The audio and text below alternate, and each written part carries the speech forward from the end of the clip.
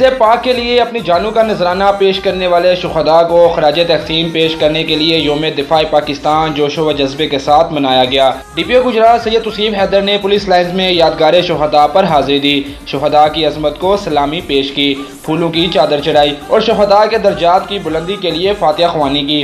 जिसके बाद DPO गुजरात सैयद तौसीफ हैदर ने जलालपुर जट्टा कैंट में पाक फौज के शुहदा को खराज तहसीन पेश करने के लिए मुनक्कदा हुसूसी तकरीब में शिरकत की, जिसमें पाक फौज के अफसरान के हमरा शुहदा की लाजवाल कुर्बानियों को भरपूर अंदाज में खराज तहसीन पेश किया। बाद DPO गुजरात ने शहीद ASI मोहम्मद इलियास की कब्र पर फूलों की चादर चढ़ाई और फातिहा ख्वानी की।